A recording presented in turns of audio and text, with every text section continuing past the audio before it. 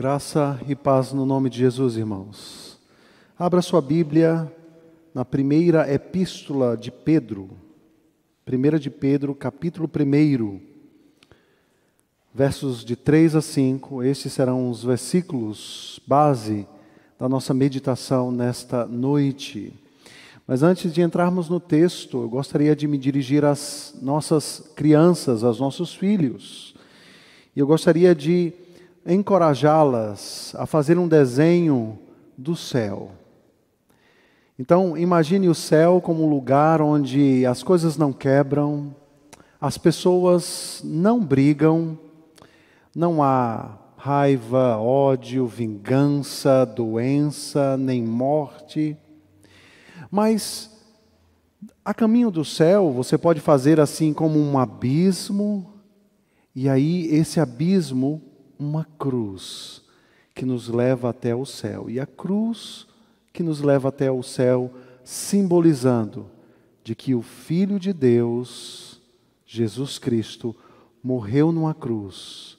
E todo aquele que nele crê, não vai perecer, não vai morrer eternamente, mas estará em sua presença por toda a eternidade. Então, imagine o céu. Que lugar maravilhoso, um novo céu e uma nova terra, restaurada pela glória e pelo poder de Deus. Vamos ler o texto de 1 Pedro, capítulo 1, dos versos 3 a 5. Assim diz a palavra de Deus. Bendito Deus e Pai de nosso Senhor Jesus Cristo, que segundo a sua muita misericórdia, nos regenerou para uma viva esperança, mediante a ressurreição de Jesus Cristo dentre os mortos, para uma herança incorruptível, sem mácula, imarcessível, reservada nos céus para vós outros, que sois guardados pelo poder de Deus, mediante a fé, para a salvação preparada para revelar-se no último tempo. Oremos mais uma vez. Senhor Deus, nós estamos diante de Ti, diante da Tua palavra, e Te pedimos, ó Deus, encarecidamente que o Senhor fale ao nosso coração. Que a nossa mente e nosso coração estejam cativos diante da Tua presença. Fala conosco nessa noite, trazendo consolo, trazendo palavra de salvação àqueles que precisam de Cristo, trazendo exortação, ânimo a todos nós. Essa é a nossa oração e nós a fazemos no nome de Jesus. Amém. Queridos, nós estamos diante da primeira carta do apóstolo Pedro. Pedro encoraja os seus leitores a suportar o sofrimento e as perseguições. Portanto, o contexto da nossa carta é um contexto de um pastor enviando uma carta para encorajar, para animar, para consolar crentes em profundo sofrimento. Pedro, então, está dando a eles todas as direções, todas as orientações, o que eles devem fazer para permanecerem fiéis em tempos de grande sofrimento, sabendo que Deus tem as rédeas da história e que tem conduzido todas as coisas para a consumação final da história da humanidade, da história da redenção. Veja então que a morte e a ressurreição de Cristo são postas como o grande evento da história para a vida dos crentes. Nós estamos celebrando isso hoje. Nós adoramos a um Deus vivo, Ele não está morto. Por isso nós temos uma viva esperança. E assim como Cristo sofreu e depois entrou em sua glória e foi exaltado, assim os seus discípulos também sofrerão no mundo caído, atingido pelo pecado, mas no tempo certo, no tempo de Deus, serão exaltados e entrarão no gozo de sua glória.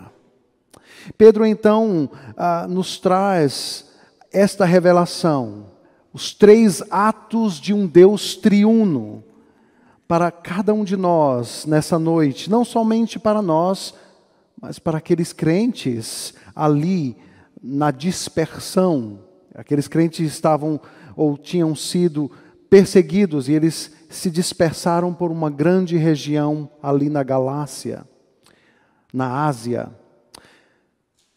Pedro inicia esta carta de consolo falando a respeito da doutrina da eleição e como a doutrina da eleição serve como consolo, de que um Deus que começou uma boa obra na vida dos seus filhos, Ele vai completar esta obra até o último dia. Deus espera, obviamente, dos seus filhos obediência, fidelidade. No entanto, Ele conhece as nossas fraquezas, as nossas fragilidades e está ciente de que por vezes caímos em pecado. Assim, Ele colocou ao nosso dispor o poder santificador do Espírito Santo. Portanto, Pedro vai falar de uma forma bem simples, mas profunda, a respeito da obra de Deus o Pai na regeneração de homens e mulheres, de seus filhos. E é isso que o versículo 3 nos fala. Bendito Deus e Pai de nosso Senhor Jesus Cristo, que segundo a sua muita misericórdia nos regenerou para uma viva esperança, mediante a ressurreição de Cristo dentre os mortos.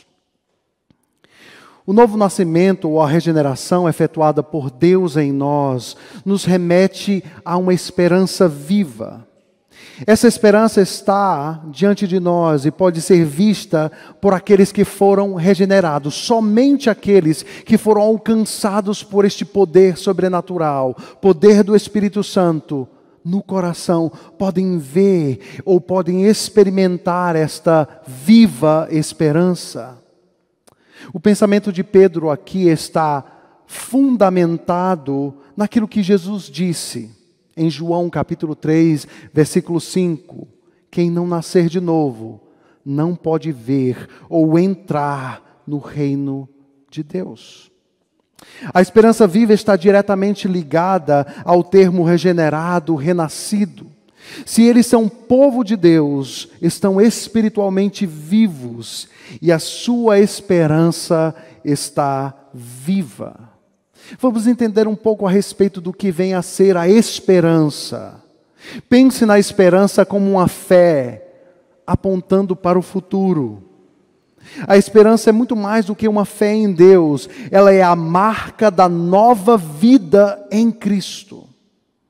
A esperança deles não era simplesmente fé, eles deveriam estar preparados para dar razão da sua fé, para defendê-la diante dos ataques que eles iriam sofrer. Da mesma forma que fé pode ser subjetiva, ou seja, o estado de crer, ou objetiva, o conteúdo da nossa fé, a esperança pode se referir a uma antecipação de boas coisas, ou ao conteúdo dessa antecipação mediante a ressurreição de Jesus Cristo. Portanto, o ato redentivo pela qual Deus trouxe o novo nascimento ao seu povo é finalmente consumado na ressurreição de Jesus Cristo. Mas o ponto mais importante aqui não é simplesmente o fato de que a esperança deles é viva porque Cristo Jesus ressuscitou, mas vai além disso. A esperança daqueles que foram regenerados, alcançados, salvos, ela é viva porque Deus, de forma soberana, poderosa, nos tornou seus filhos. Lembremos-nos aquilo que Jesus falou e foi registrado por João, quando ele disse-lhe Jesus, eu sou a ressurreição e a vida. Quem crê em mim, ainda que morra, viverá. Esta é a nossa esperança. A esperança de que todo aquele que creu em Jesus Cristo, ou aquele que crê em Jesus Cristo, não morrerá para sempre. Sem a ressurreição de Cristo, nossa esperança não seria possível e também não faria nenhum sentido. Ao ressuscitar de entre os mortos, Jesus Cristo nos deu segurança de que nós também ressuscitaremos com Ele. Como diz Paulo escrevendo aos Romanos no capítulo 6, versículo 4. Por quê? Conforme a pregação de Pedro em Pentecostes, ao qual, porém, Deus ressuscitou, rompendo os grilhões da morte, porquanto não era possível fosse ele retido por ela. Jesus é o primeiro a quebrar os grilhões da morte, de modo que por meio dele encontramos nossa regeneração e nele temos vida eterna. Ele é o primeiro de entre os mortos, como Paulo registrou aos Colossenses. Pelo menos 3 coisas nós já podemos aprender com o fato deste primeiro grande ato de Deus, nos regenerando para uma viva esperança. E o primeiro deles é, queridos, não há mensagem mais poderosa para os nossos tempos. Vivemos num mundo, numa sociedade sem esperança. Pessoas completamente sem esperança estão desistindo de viver. O suicídio é um fato grotesco e crescente em nossa sociedade e ele cresce a cada dia. Sabemos pela nossa irmã Helene Vassão, esta foi chamada pelo metrô de São Paulo para criar no sistema de metrô em São Paulo uma capelania. Porque eles não sabem mais o que fazer com o número de pessoas se lançando nos trilhos onde os trens passam. A Organização Mundial da Saúde nos fornece a informação de que cerca de 700 milhões de pessoas no mundo hoje sofrem de depressão e ansiedade. E esses números cresceram de 20% a 28% depois da pandemia. E nós sabemos que a razão primária de pessoas tirarem a sua vida é essa tristeza profunda que as arranca, que arranca todo tipo de esperança da vida delas. Vivemos num mundo sem esperança. E o que o texto nos mostra é que eu e você temos em mãos a mensagem que pode dar ao mundo esperança. Essa não é uma simples esperança, é uma esperança viva. Essa mensagem também nos traz consolo em tempos de lutas e aflição. Essa mensagem deve ser o nosso motivo principal, porque podemos perseverar. O nosso Senhor sabe o que é sofrer. Jesus foi tentado em todas as coisas e provou as mais profundas aflições e angústias. Mas Ele passou de seu estado de humilhação para o estado de glória e exaltação. E assim como vos falei, da mesma forma estamos rumando para a glória do porvir. E porque Ele ressuscitou, esta esperança é viva, é concreta, é real. Essa é uma mensagem de consolo em tempos de muita aflição e angústia por muitos. Mas este primeiro trecho daquilo que Pedro nos ensina também é uma mensagem de exortação. E aqui eu lhes pergunto, onde está a sua esperança? Em suas realizações? Em suas conquistas? em seus planos pessoais. Não há algo de errado, queridos, em ansiar por dias melhores. Mas não esqueça, estamos no mundo caído, atingido pelo pecado. Estamos vivendo os últimos dias, de acordo com o apóstolo Paulo. Precisamos colocar o nosso coração no avanço do reino de Deus.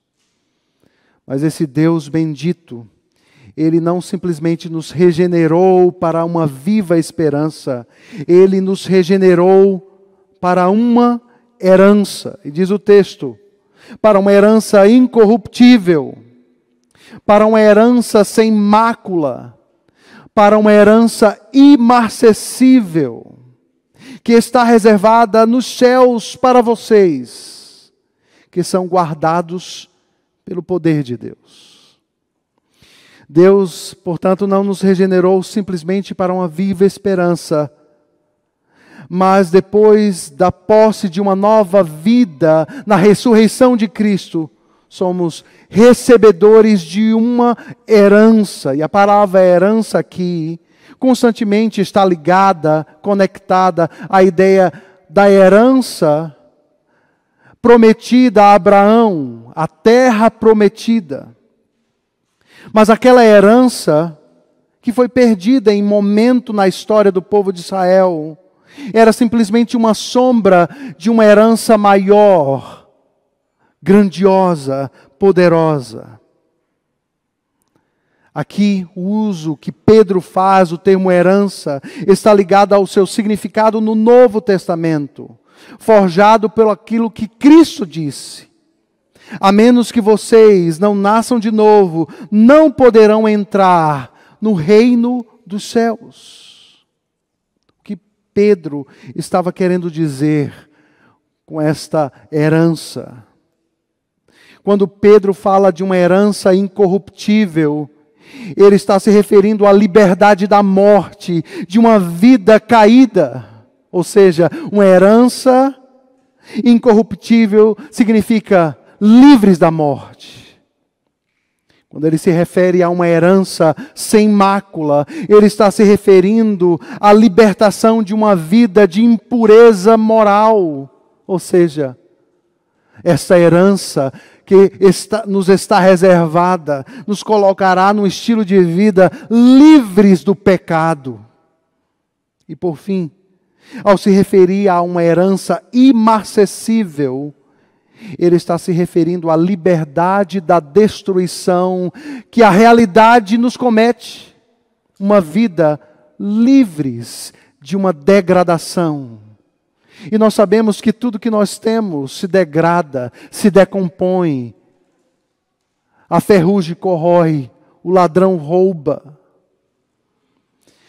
Pedro está nos falando desta herança indestrutível, desta herança sem manchas, dessa herança que dura para sempre. Mas essa herança é mais, ela é reservada nos céus para vós outros, e ela é guardada pelo poder de Deus.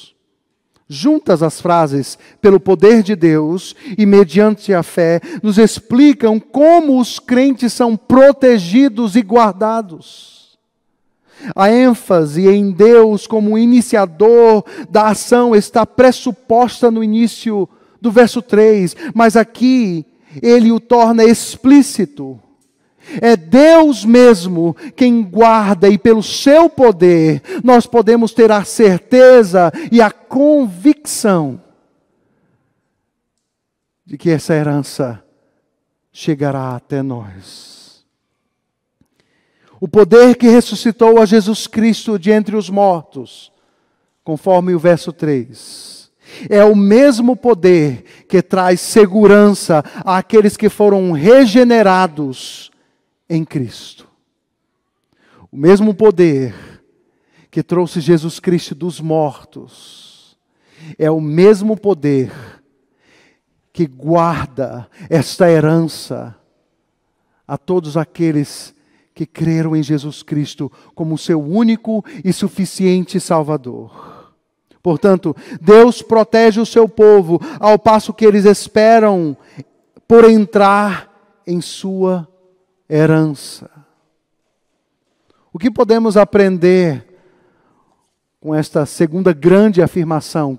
Deus nos regenerou para uma viva esperança, mas também para uma herança. Em primeiro lugar, queridos, nós vivemos numa era extremamente materialista, consumista.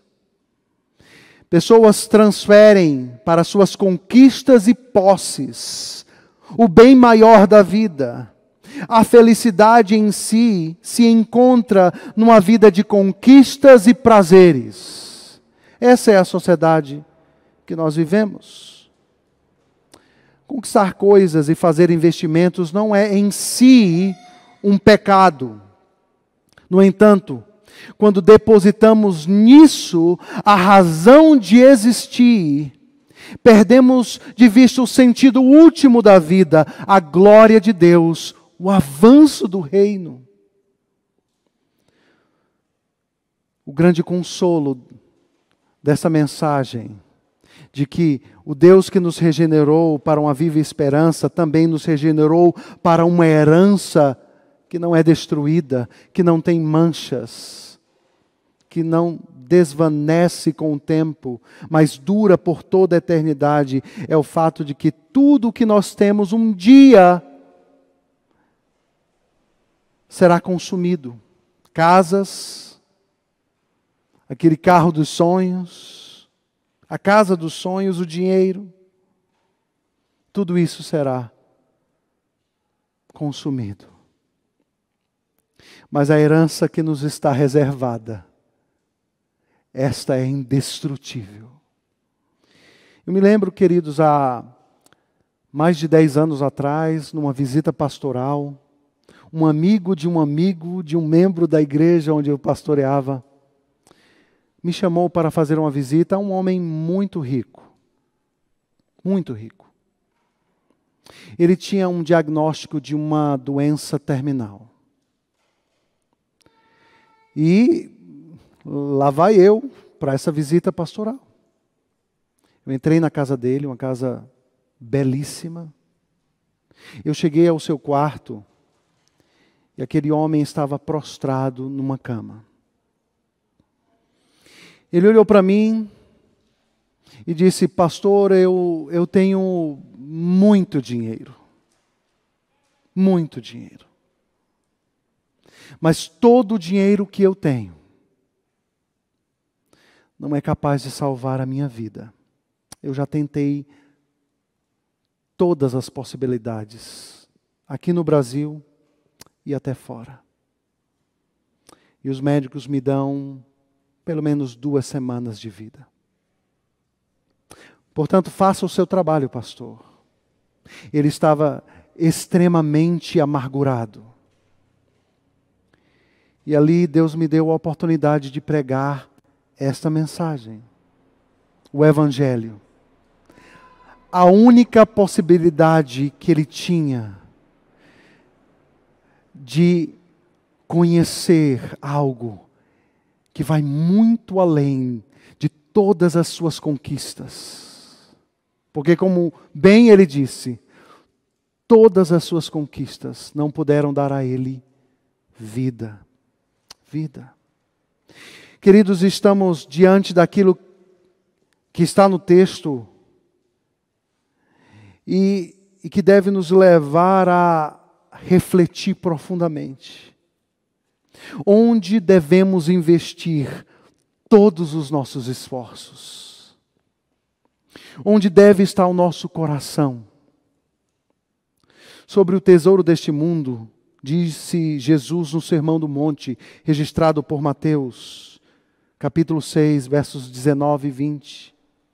Não acumuleis para vós outros tesouros sobre a terra, onde a traça e a ferrugem corroem, e onde ladrões escavam e roubam, mas juntai para vós outros tesouros no céu, onde traça nem ferrugem corrói, e onde ladrões não escavam e nem roubam.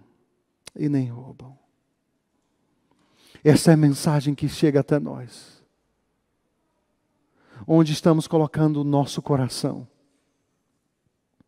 Onde estamos colocando o nosso coração? Mas o Deus que nos regenerou, Ele não nos regenerou somente para uma viva esperança, mediante a ressurreição de Cristo dentre os mortos. Ele não nos regenerou somente para uma herança indestrutível, sem manchas. Mas Ele nos regenerou para a salvação, que há de ser manifestada e revelada no último dia. Pedro utiliza-se do termo salvação um pouco diferente da forma como Paulo trata. A salvação aqui em Pedro está sendo tratada em termos da salvação final, a consumação final de todas as coisas. A salvação preparada para revelar-se no último tempo. É o desfecho final do poder glorioso de Deus, não simplesmente para proteger o seu povo, mas para vindicá-los finalmente, de uma vez para sempre, e conduzi-los a uma herança eterna. É isso que Pedro está falando. E essa salvação já está presente no nosso meio, mas não de forma plena ou visível. Ela precisa somente ser revelada, descoberta.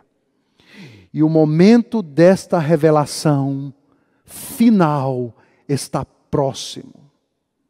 Pedro não está falando de tempos ou eras, mas de um momento decisivo, quando trará ao fim o desfecho da história do mundo caído. Uma intervenção sobrenatural de Deus na história, tanto para a salvação, como para o julgamento final. A partir de então fará nova todas as coisas, um novo céu e uma nova terra. Eis a salvação que Pedro está trazendo até nós. O que podemos aprender? É com grande expectativa que aguardamos por esse dia, não é verdade? Quantos de nós pode cantar a música Ora vem, Senhor Jesus? Quando passamos por momentos amargos, difíceis, duros, decepções, frustrações, dores. O dia em que seremos livres de uma vez por todas de todo o pecado, de todo o sofrimento, de todas as nossas lutas e angústias. Esse dia está próximo. Vamos exercitar o nosso coração e nossa mente. Você pode imaginar um mundo sem pecado? Um mundo sem inveja, sem disputas, sem rebelião contra o Criador? Você pode imaginar o dia em que encontraremos o nosso Senhor face a face, Jesus Cristo? Você é capaz de imaginar como será ser o reflexo pleno da imagem de Cristo? A obra que Ele começou na sua vida, acabada completamente? Você pode imaginar ouvir a voz de Deus, olhar para a face de Cristo, olhar para Deus na pessoa de Cristo, e ouvir a sua voz dizendo: filho meu, venha cá, me dê um abraço.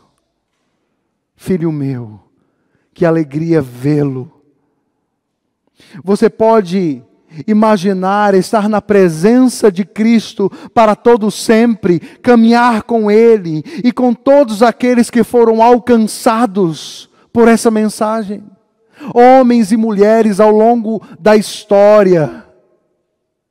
Pessoas que você ama e pessoas que você não tem mais contato, ou pessoas que já foram recolhidas por Deus. Você pode imaginar sendo forte e plenamente saudável por toda a eternidade? Você pode imaginar se dar a conhecer e conhecer a outros de forma plena, amorosa, sem medo de ser traído, sem medo de ser vilipendiado, sem medo de ser machucado, mas relacionamentos santos, profundos, que experimentaremos para todo sempre. Você pode imaginar vivendo num mundo sem morte, sem luto, onde não mais enterraremos os nossos amados, onde vamos rever aqueles que já partiram. Queridos, essa é a nossa viva esperança. Sobre esta mensagem está alicerçada a nossa fé. O propósito de estarmos aqui, conhecer a Deus e fazê-lo conhecido. Que essa mensagem console o teu coração nessa noite. Que essa mensagem seja um alento no dia da dor e da tristeza e da amargura. Que essa mensagem trate esse amargor no teu coração. Talvez você esteja aqui e essas coisas talvez não mais movem o seu coração. Que essa mensagem te anime a viver em prol da causa do avanço do reino de Deus sobre a face da terra, para uma viva esperança. A Deus toda a honra e toda a glória. Muito obrigado por nos acompanhar até o final desse vídeo. Para receber mais reflexões e ficar por dentro dos próximos conteúdos, te convidamos a seguir as nossas redes sociais que estão na descrição. Alguns vídeos aparecerão na tela, caso queira continuar nos assistindo. Abraço e até a próxima!